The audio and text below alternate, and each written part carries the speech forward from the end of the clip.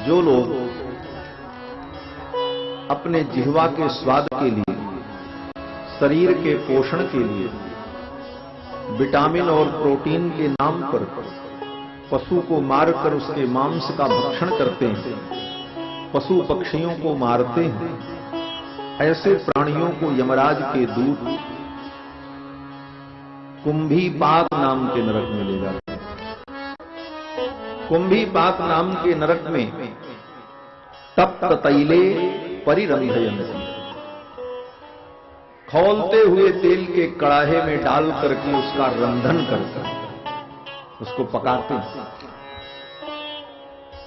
मृत्युलोक में तो सीमा से ज्यादा किसी को पीड़ा होगी तो वो प्राण त्याग जाएगा।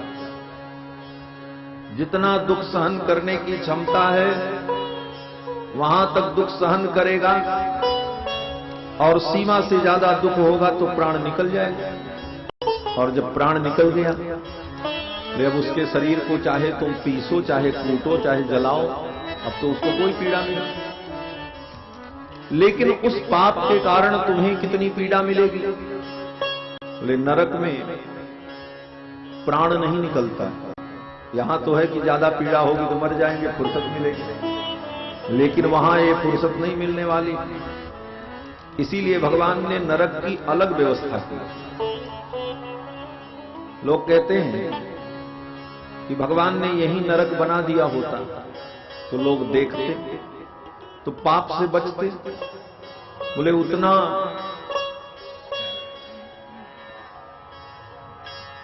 दिखाने के लिए तो भगवान ने व्यवस्था कर ही रखी। कोई दुखी है, कोई लूला है, कोई लंगड़ा है, कोई रोगग्रस्त है, कोई अभावग्रस्त है। इन सारी स्थितियों को देख करके हमें अनुमान करना चाहिए कि निश्चित रूप से ये इनके कर्मों का ही परिणाम है। क्योंकि कोई किसी को दुख और सुख बाधते लुप्त हो ही सद ग्रंथ। उस पाखंडवाद का परिणाम ये होगा कि जो सदग्रंथ हैं वो लुप्त हो जाएंगे और असद ग्रंथ का ही समाज में प्रचार होगा। आज ऐसे लोग भी हैं। एक महाशय हैं, उन्होंने अपनी लोकैषणा के लिए, अपने नाम सम्मान के लिए एक गीता लिख डाली और कहते हैं कि यही यथार्थ गीता। ऐसे गड़बड़ानंद लोग, ऐसे गड़बड़ानंद लोग यथार्थ गीता बता रहे हैं। बोले कृष्ण ने जो गाया वो गीता नहीं है, ये यथार्थ गीता है। यथार्थ गीता तो कृष्ण की ही है, जो कृष्ण ने गाया है। लेकिन वही पंक्ति चरितार्थ हो रही है कि दंभिन निजमत कलप कर प्रकट किए बहु पंथ। उस पुस्तक को मैंने भी पढ़ा। हमने कहा एक बार पढ़ना चाहिए, देखें क्या लिखा। देखा तो उसमें लिखते हैं कि हिंदू लोग जो गाय को माता मानते हैं ये गलत बात है। गाय तो पशु है।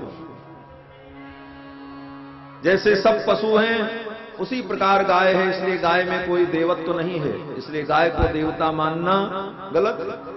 ऐसी अनर्गल बातें उस यथार्थ गीता में गड़बड़ झाला करने वाले गड़बड़ानंद लोगों ने लिख डाला। तो बंधुओं, ऐसे पाखंड मत का अगर हम अनुसरण करते हैं तो हमको नरक में जाना पड़ेगा। भागवत में लिखा है यस्ति वै निज वेद पथात अनापद्यपगतः पाखंडम चोपगतः। अपने वैदिक मार्ग को छोड़कर पाखंड का अनुसरण करते हैं तो तम असिपत्र वनम प्रवेश कषया प्रहरंती। उनको यमराज के दूत असिपत्र नाम के नरक में ले जाते हैं। आगे वर्णन करते हैं कि यस्ति हि वै राजा राजपुरुषो वा अदंडे दंडम प्रयच्छति। जो राजा के कर्मचारी किसी वैधानिक और महत्वपूर्ण पद पर विराजमान राज्य कर्मचारी अपने स्वार्थ के लिए अथवा किसी की प्रेरणा से किसी निर्दोष व्यक्ति को किसी अभियोग में फंसाकर दंडित करते हैं तो ऐसे राज्य कर्मचारियों को यस्ति हि वै राजा राजपुरुषो वा, दोनों के लिए नियम। अदंडे दंडम प्रणयति, जो दंड का अधिकारी नहीं है उसको भी दंड दे देते हैं। ऐसे पापी प्राणियों को यमराज के दूत सूकर मुख नाम के नरक में ले जाकर के डालते हैं। वहां पर बड़े बड़े सूअर उसके मांस को नोच नोच करके खाते हैं, फिर भी उसकी मृत्यु नहीं होती। इस प्रकार अनेकानेक पापों का और उन पापों के परिणाम स्वरूप नरक का वर्णन सुखदेव जी ने राजा परीक्षित को सुनाया। नरक का वर्णन सुनकर के महाराज परीक्षित बड़े चिंतित हो गए। महाराज परीक्षित ने कहा, गुरुदेव, पाप तो सबने किया है, कोई ऐसा प्राणी नहीं है जिससे अपराध न हुआ। तो अगर अपराध हो गया तो इन पापों के परिणाम स्वरूप जो यातनाएं हैं, उन यातनाओं से बचने का कोई उपाय है? तो सुखदेव जी ने कहा, एक उपाय है, प्रायश्चित कर ले। पापों के प्रायश्चित का विधान है। कोई पाप हो गया तो शास्त्र जो प्रायश्चित बतावे वो प्रायश्चित कर लेना चाहिए।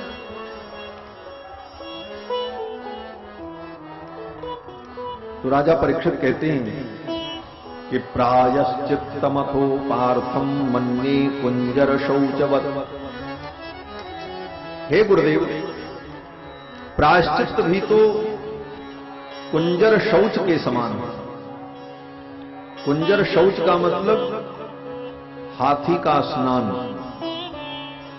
जैसे हाथी नदी में तालाब में जाकर के खूब अपने सूंड में जल भर करके सुभग सलिलावगाहन करता है, अपने शरीर के मल को धो डालता है, लेकिन बाहर निकलते ही स्वभाव के परवश होकर धूल को उठा करके फिर अपने ऊपर डाल लेता है। फिर वैसे उसी प्रकार अनेक जन्मों से पाप करने की जो जीव की प्रवृत्ति हो गई, उस प्रवृत्ति के कारण प्रायश्चित करने के बाद फिर वो पाप कर डाले और फिर उस पाप का प्रायश्चित करे, फिर पाप करे। तो पाप प्रायश्चित इस श्रृंखला का कभी अंत नहीं होगा। ऐसी स्थिति में क्या करना चाहिए?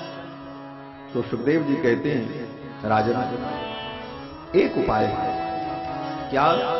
बोले, भगवान की भक्ति।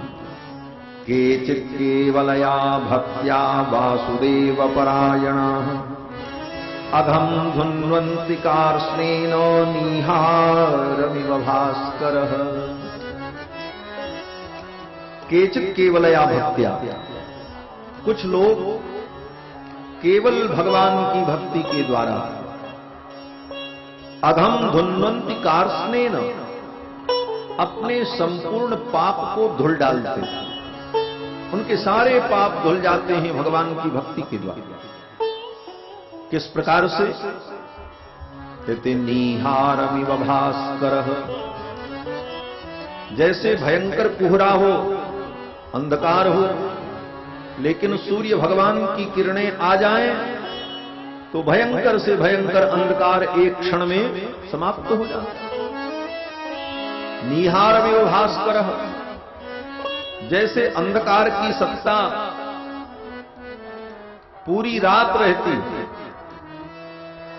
12 घंटे से अंधकार ने कब्जा जमा रखा था, लेकिन सूर्य भगवान के आते ही 12 घंटे के उस अंधकार की सत्ता को मिटने में कितना देर लगता है? बोले, 1 सेकंड भी नहीं लगता।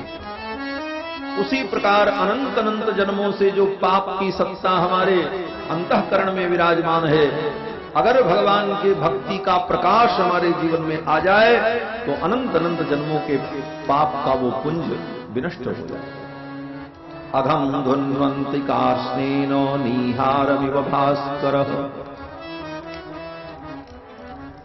राजा परीक्षित ने कहा कि कोई उदाहरण?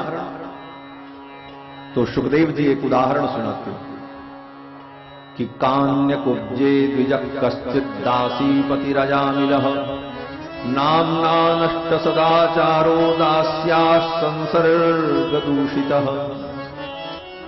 कान्यकुब्ज देश में अजामिल नाम का कोई ब्राह्मण था, पर स्त्री के संसर्ग के कारण, दासी के संसर्ग के कारण कर्म भ्रष्ट हो गया।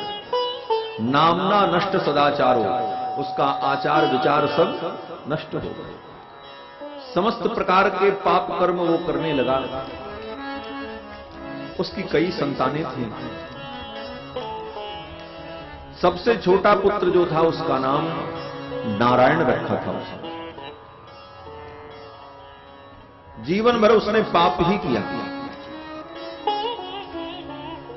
सबसे छोटा बेटा उसका नारायण, नारायण बड़ा प्यारा।